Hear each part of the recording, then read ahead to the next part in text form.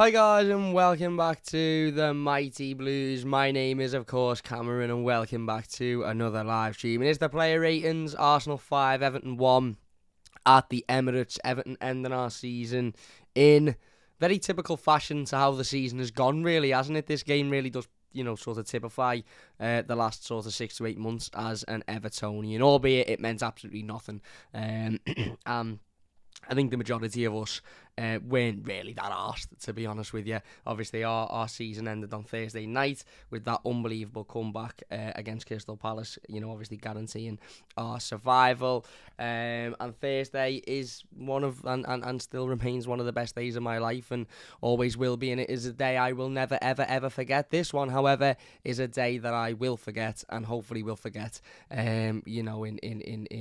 in short time, and a game that hopefully we'll all forget in short time as well. It was a woeful game of football, a woeful result, a woeful performance, and yeah, it's simple really. Arsenal came out and from the first minute with a much better team. They were the team in control. They were the team that looked more interested in winning the game. And, I don't think that was particularly for the lack of effort or desire from these Everton players. I just think it was a lack of any real energy or, any real sort of, I suppose energy. I think a lot of these players gave everything on Thursday night, and coming into this one, I don't think they had much more to give, and that was on show. Arsenal started the game really brightly, put us under an immense amount of pressure in the first 10, 15, 20 minutes.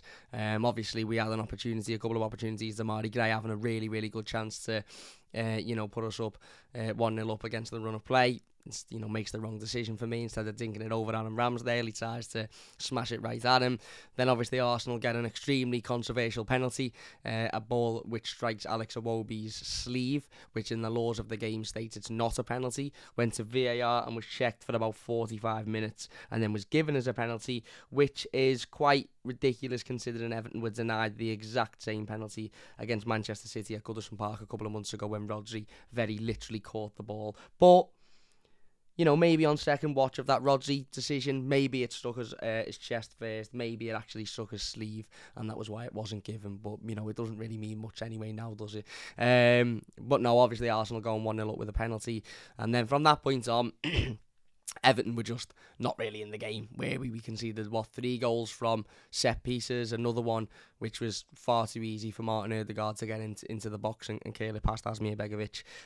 We did obviously get one back, which is a really, really nice bit of play by Dominic Calvert-Lewin and a good finish from Donny van der Beek, which was nice to see Donny van der Beek getting a goal on his final appearance for Everton. But ultimately, the game means very, very little. To be honest with you, it's going to be a struggle doing these player ratings because I can't really remember how each individual performer performed, to be perfectly honest with you, because for the majority of the game, I think I was just sitting there trying not to be stressed and trying not to be anxious. And listen, I am upset and I am angry and I am frustrated at the result and the performance, and I'm frustrated in the way in which we've ended the season ultimately.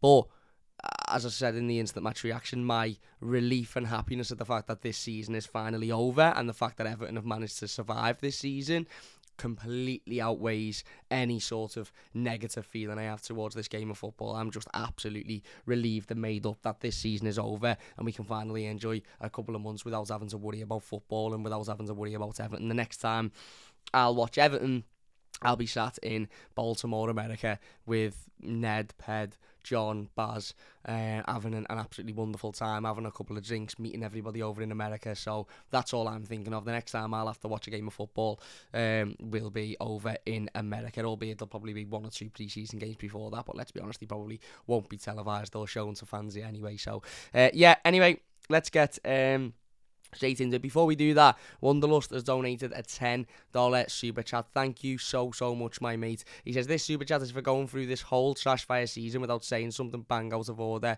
or referring to the Mersey as a transfer destination, as they say over there. Well in, lad. Thank you very much, my mate. I really, really appreciate that. It has been a ridiculously difficult season, and a season in which I think for a lot of us has been really, really hard to watch and witness, and I think for the last 5-6 weeks weeks there'll have been a lot of Evertonians, myself included, and I'm sure everybody watching this included, that haven't really got much sleep and have spent days stressed and anxious and worried and nervous, and we can now finally forget about all of that and actually just enjoy a couple of weeks without having to watch football or having to watch Everton at the very least.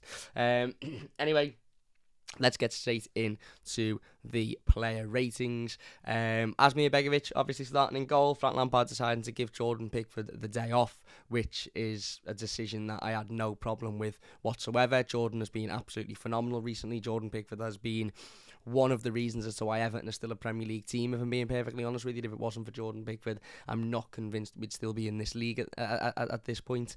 So absolutely no issue with Jordan getting the day off. Obviously, he will have been extremely happy yesterday with Sunderland's promotion to the Championship, which was good to see as well.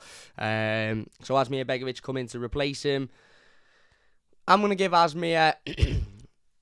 I'm going to give him a 3 today. And it's not necessarily because he conceded 5 goals. Listen, the majority of the goals, 1 being a penalty, 3 coming from set pieces, which were just woeful defending, and the other being a difficult shot to save anyway. So it wasn't the goals in which he conceded, or the fact that we conceded 5 goals and lost the game so heavily.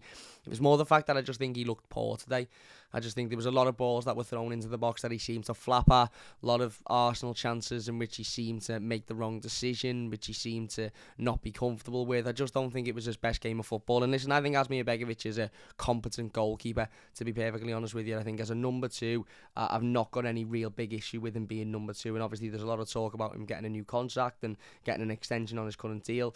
As I said, I'm not too displeased with that, if I'm being perfectly honest with you, because I think as a number 2, as a backup goalkeeper, he isn't the worst that you could get out there, but he's certainly nowhere near the level of Jordan Pickford. And maybe some people would say that's a problem, because you need your backup goalkeeper to be somewhere in the region of your level of your number 1 goalkeeper, so that if they ever need to interchange, it's not that big of a difference. But I stick with the point I've said for months and months and months, and whether people disagree with me or not, non-Evertonians, because I know there'll be no Evertonians that disagree with me, but for non-Evertonians that disagree with me, I really, really don't care what you think. Jordan Pickford is one of the best goalkeepers on this planet. He is in the top 6 or 7 best goalkeepers on this planet without a shadow of a doubt. So finding a number 2 goalkeeper that is remotely close to that level is nigh on impossible. You look at the best teams in the world, and their second goalkeepers, their number 2 goalkeepers, are nowhere near the level of their number 1 goalkeepers. But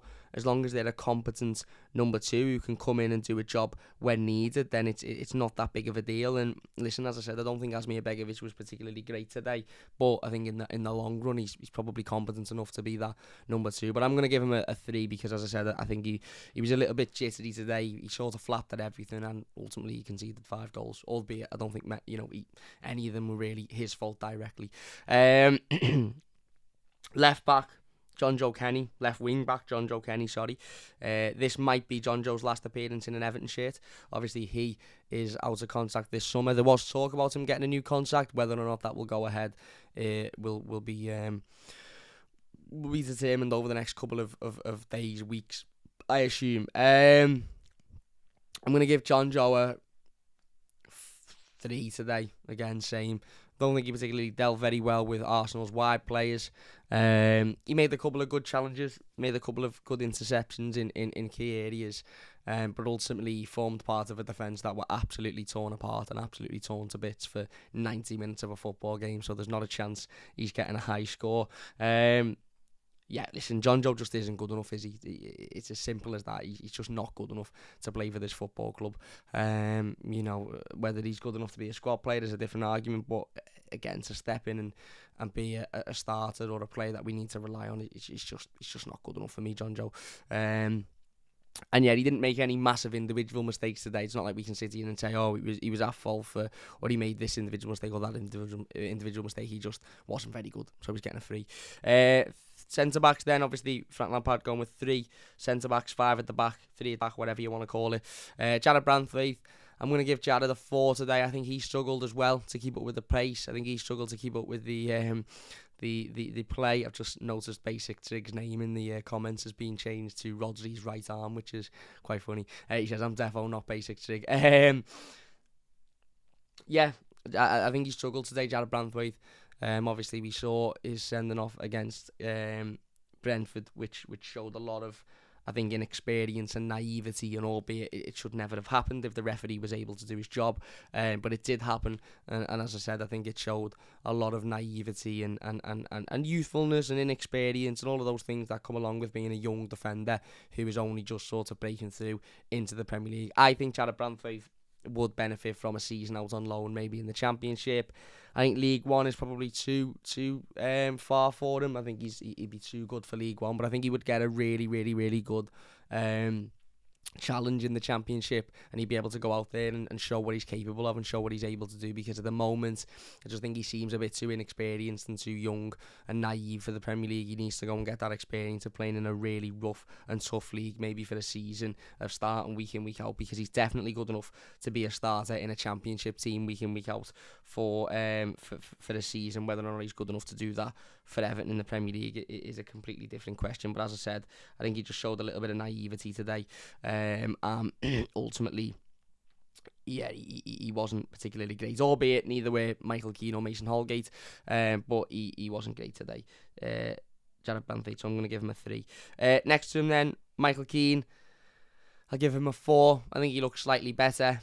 Still, again, form part of a defence that ultimately conceded 5 goals, which means that, never means that you've had a good game or that you've done well or that you've particularly stood out. But I don't think individually done very much wrong. Again, Michael Keane probably fallen under the category of players that exerted and gave so much out on Thursday that they just had nothing really to give today. And yeah, there's nothing really much else to say, is there? There's nothing really much else to say about Michael Keane. He wasn't particularly great. He wasn't awful. It wasn't like he made, a ridiculous amount of mistakes. His future at the football club is very certainly under consideration, in my opinion. Okay, he's been good and he's stepped up over the last couple of weeks or so, but that doesn't excuse how poor he's been for the majority of this season and the majority of his time as an Everton centre-back. Next to him then, Mason Holgate. I'm going to give Mason a 3. Again, I think he was slightly worse than Michael Keane. There was a moment where I can't remember if it was Tavares or Saka had a chance on goal, and whoever it is, as I said, I can't remember. They just completely run off Mason Holgate and just absolutely leave him for dead. He's just standing there sort of in his own little world. And as I said, Mason is another player that has performed well recently and stood up and, really improved. But whether or not that's good enough and that, to keep him at the football club is a different question, because as I said, he's shown time and time again that he's not being good enough either. And today I just thought he was really, really poor.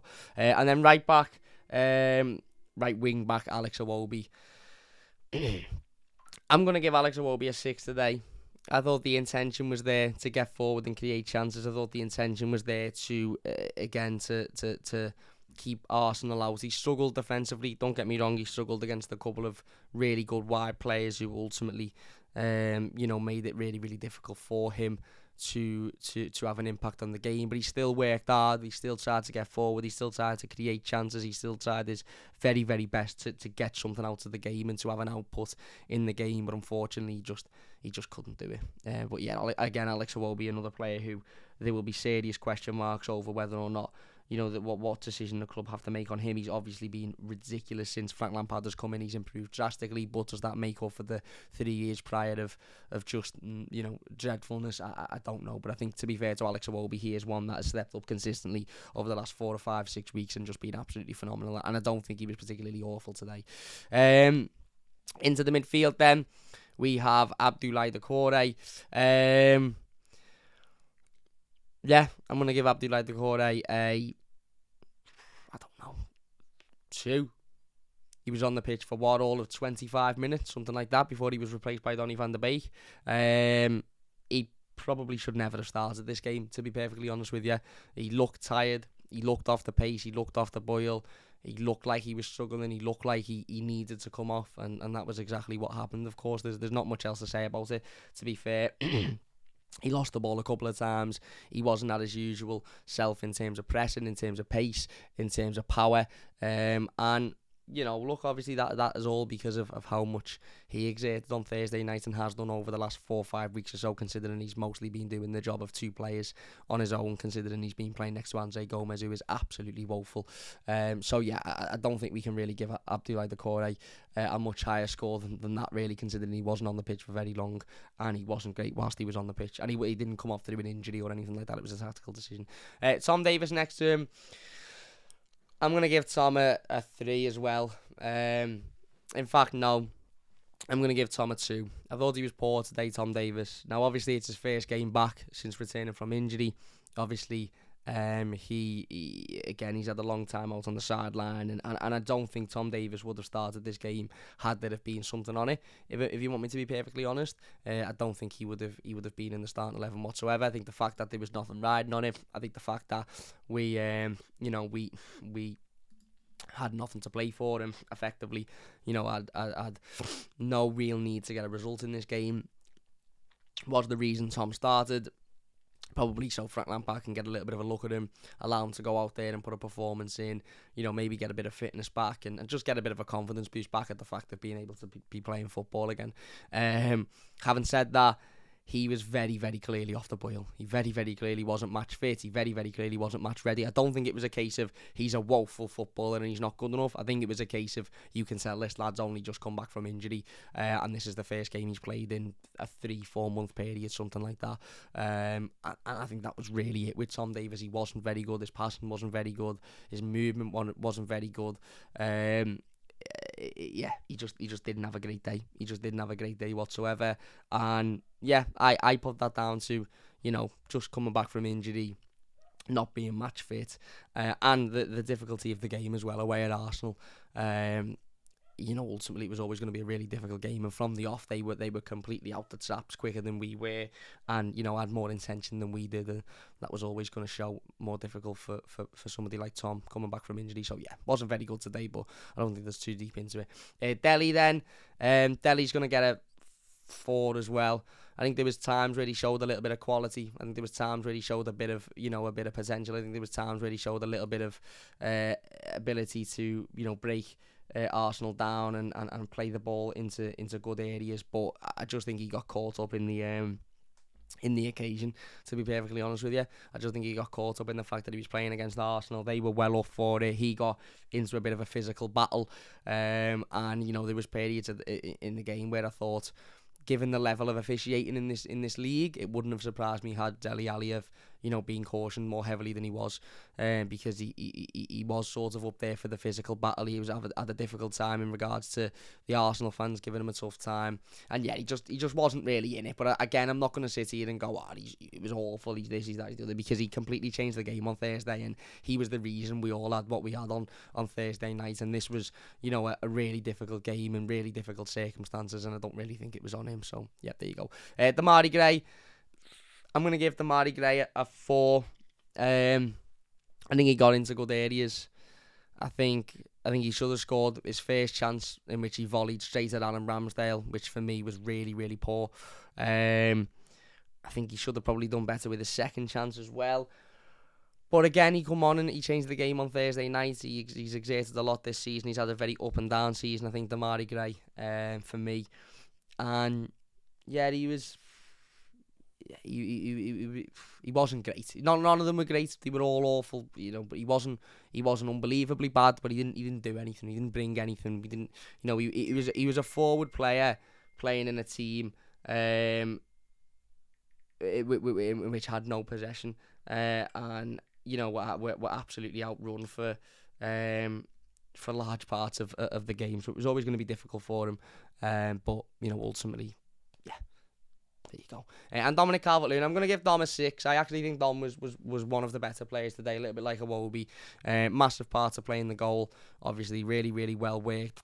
Picked the ball up, dribbled with it well, kept hold of it well, got into a good area, played it across the box for Donny van de Beek. Really, really good ball across the box as well. He saw Donny van de Beek was free. He played it across.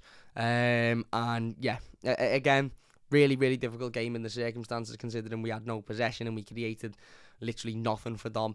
But I actually don't think his performance was too bad, to be honest with you. I think he done relatively well. Whether or not it's his last game in an Everton shirt, is something that we will find out over the over due course, but I thought he was okay today, given the circumstance. Listen, everybody was shite, but given the circumstance, I thought he done okay. Subs then, Donny van der Beek, I'll give him a 5.5 for the goal. Obviously got himself in the right area, couldn't have missed really. It was a tap-in. It was exactly a tap-in. But other than that, he didn't do anything in the game, did he? He really didn't do anything. I don't even know if he had a touch of the ball in the second half, to be perfectly honest with you. Again, listen, it was his last game as an Everton player. I suppose we can be happy that he got a goal. I suppose he'll be happy that he got a goal. But the reality is a midfielder, and what he was brought on to do in that role, he was ineffective. Anthony Gordon, again, didn't really do much when he come on. Not to Anthony Gordon's fault or anything like that. He can get a 6 for being boss the rest of the season, but he didn't really do anything, did he, when he come on? Let's have it right, he didn't really do anything at all. And then Isaac Price can get a 6 as well, because he's a young lad. He come on, he had one chance at the back post which he volleyed over. Maybe he should have done a little bit better with it, but it was difficult. It could come at him quick, and it was really, really difficult for him to wrap his foot around. But good to see him getting on and obviously getting that experience of playing in a Premier League game at the Emirates, which obviously is a massive occasion, a massive stadium. And yeah, I'm sure that's not the end. We'll see. The last we'll see of Isaac Price. But I think at that point, Frank Lampard had sort of just gone, let me give a lad an opportunity to go out there and get an experience that he might never get again. I think Lampard had already sort of accepted fate at that point. But yeah, look, there you go. They are the player ratings for the final time in the 2021-22 season. Thank fuck that this season is over. They are the final player ratings. We will be doing a seasonal player ratings over the next coming days or so don't forget to join us for that. We'll go through every single player and give them a rating for the entirety of the season. We're also going to be doing a season review, of course, which we do every year. We'll be doing a sell or keep video, which this will be the first time we've done that as well, which will be interesting. I think that'll be a really interesting one this season. And obviously we'll have the live game review to this game tomorrow, which will probably be about 15 minutes, because let's be honest, half of us weren't asked about the game, half of us didn't watch the game, and all of us are just glad this season is over and aren't really bothered about what happened today. So there you go. Big thank you for watching. If you have enjoyed it, please do leave a like. Massive thank you to everybody in the live comments. Really, really do appreciate all of the support. If you watch a YouTube video, leave your thoughts down below and we'll get involved with as many of them as we can. But a big thank you all for watching. If you've enjoyed it, leave a like, subscribe if you're new, and we'll see you soon on the Mighty Blues. Cheers for watching. See you after.